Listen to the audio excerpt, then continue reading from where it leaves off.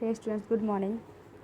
आज का देखिए, कल हम लोगों ने क्लियर किया था यहाँ पे बेगमपुरी मॉस्क्यू, ठीक है, इसको हम लोगों ने देखा था। आज का हमारा जो टॉपिक है नेक्स्ट है, यहाँ पे कुछ इमारतें और हैं। देखिए, द दिल्ली सल्तनत built several mosque in cities all over the sub continent. जो दिल्ली सल्तनत था, उन्होंने हमारे सब कॉन्टिनेंट पे बहुत सारे मॉस्क्यूज़ मस्जिद जो हैं वो बनवाए हैं।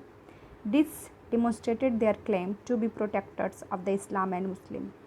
ये दावा करते हैं कि इन मॉस्क्यू को बना करके इन लोगों ने मुस्लिम धर्म के, इस्लाम धर्म और मुस्लिम धर्म को प्रोटेक्ट किया है।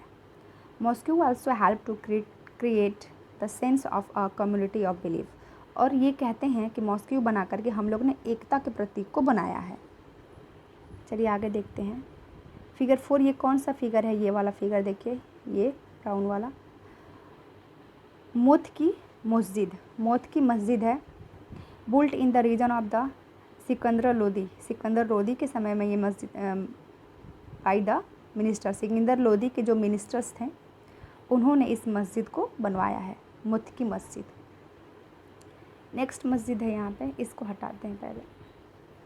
Who shared a belief system and a code of the conduct. और ये मस्जिद इन लोग के बिलीफ को, इनके विचार को व्यक्त करती है।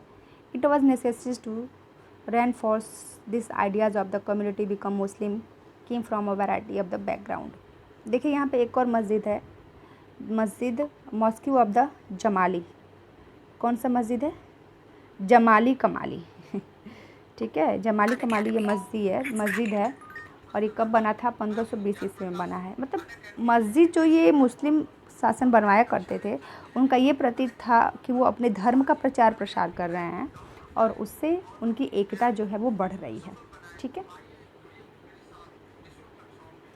A closer look administration and consolidation under the Khilji and the Tughlaq वंश। आइए तुगलक वंश को एक बार हम लोग देखते हैं, समझते हैं कि तुगलक वंश जो है, खलजी और तुगलक वंश के अंतर्गत प्रशासन और जो उनकी एडमिनिस्ट्रेशन और किसी भी चीज़ को कंट्रोलेशन का मतलब होता है समेकन, यानी किसी चीज़ को, किसी भी परिस्थिति को सही करना, समेकन इसको बोलते हैं।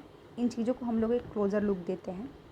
The consolidation of a kingdom as vast as the Delhi सल्तनत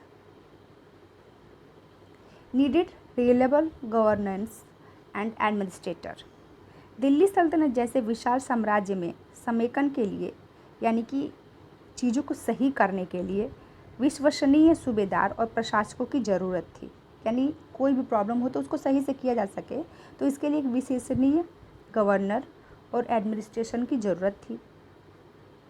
rather than appointing aristocrats and landed chieftains as governors, the early Delhi Sultanate, especially the Iltutmish, favored their special slave purchased for the military services called the bandagan in the Persian.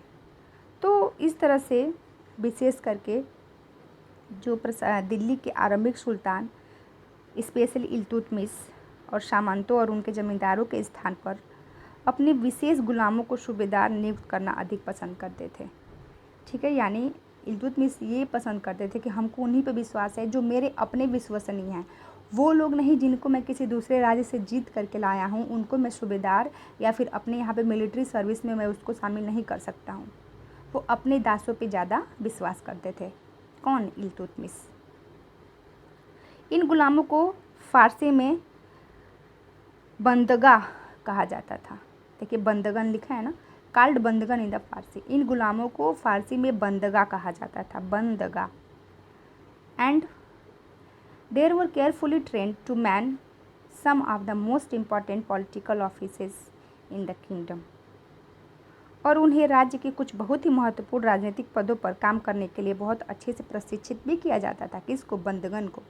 यानी किसी पदवी, जब इनको कोई पदवी दी जा रही है तो उस पर ट्रेनिंग भी दी जा रही है कि ऐसे आपको काम करना है। Since they were totally dependent upon the masters. और इस तरह से वो पूर्ण रूप से अपने मास्टर्स, यानी कि अपने राजा महाराजा, सल्तनत, सुल्तान पे निर्भर रहते थे। Their masters sultans could trust and reply upon them और रिले अपॉन देम, और इस तरह से इसलिए सुल्तान भी इन पर विश्वास करके उन पे निर्भर हो सकते थे, क्योंकि ये पूरी तरह से सुल्तान पे निर्भर थे। तो सुल्तान भी पूरी तरह से इनके ऊपर, किसके ऊपर, बंदगन के ऊपर, किसके समय में, इल्तुतमिश के समय में। आगे देखते हैं।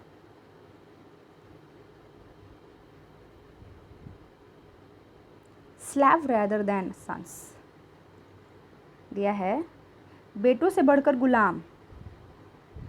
यहाँ पर बेटों से बढ़ के गुलाम को माना जा रहा है।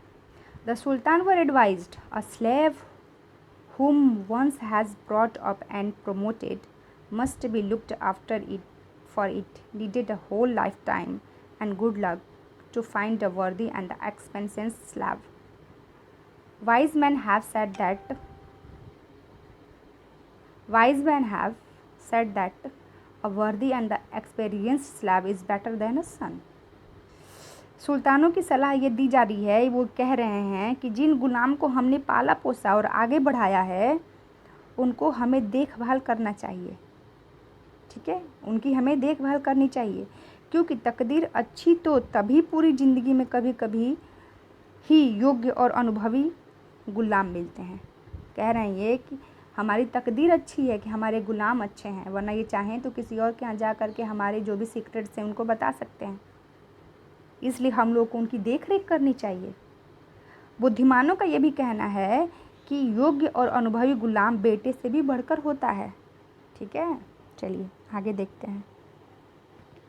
सब मिला के विश्वास सबसे बड़ा होता है। अगर वो गुलाम आपके विश्वास पे खरा उतर रहा है तो आपके बेटे से बड़ा तो है ही। The Khilji and the Tughlaq continue to use bandagan and also raised people of humble birth. Khalji और तुगलक शासन बंदगा का इस्तेमाल करते रहें और साथ ही अपने पर आश्रित निम्न वर्ग के लोगों को भी humble birth who were often the client to high political position. Tughlaq और खलजी वंश दोनों बंदगा पे विश्वास करते रहें, इनका इस्तेमाल करते रहें और साथ ही साथ अपने पर जो भी इनके डिपेंडेंट गुलाम थे निम्न वर्ग के लोगों को भी ऊंचे राजनीतिक पदों पर बैठाते रहें। दे वर अपॉइंटेड, यानी कि देखिए इन लोगों में अब हम एक चीज़ देख सकते हैं कि इन लोगों में ऊंच नीच की भावना नहीं है, ठीक है। ऐसा नहीं है कि बस ऊंचे पदवी का है, ऊंचे कुल का है तो वही बड़े ओहदे पे बैठेगा, नहीं। तुगलक वंश खलजी वंश के लिए विश्वास सबसे बड़ा था, चाहे वो किसी भी कोटि का हो, किसी भी वर्ग का हो, ठीक है। ये चीज़ अच्छी है। However this also introduced an element of the political instability, लेकिन इससे राजनीतिक अस्थिरता भी पैदा होने लगी। होगी ही, कहीं उसी पद पे बराबरी पे पैरेलल में कोई ऊंची वर्ग का जन कोई अपर कास्ट का बैठा है और वहीं पे आप किसी लोअर कास्ट को बड़ा बैठा देंगे, तो ये तो ह्यूमन नेचर है, शुरू से होता आया है और इस तरह से अस्थिरता हो रही थी। Slave and client were loyal to their masters and patrons but not to their heirs. गुलाम और आश्रित अपने मालिकों और संरक्षकों के प्रति वफादार रहते थे, मगर उनके उत्तराधिकारियों के प्रति नहीं। यानी हम पिताजी का बात मानेंगे, ज़रूरी नहीं है कि उनके भी पुत्र का बात माने, ठीक है। तो स्लेव एंड क्लाइंट, जो स्लेव थे, जो भी काम करने वाले आश्रित थे, गुलाम थे, वो अपने मालिकों पर आश्रित रहते थे। हम अपने मालिक की बात सुनेंगे, लेकिन उनके बेटे की बात के लिए हम वफादार हों उनके बेटे के लिए, ये ज़रूरी नहीं है।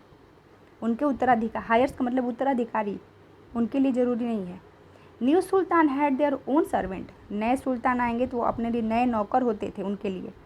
As a result, the accession of a new monarch often saw conflict between the old and the new nobility। और रीज़न ये हुआ कि फलस्वरूप किसी नए शासक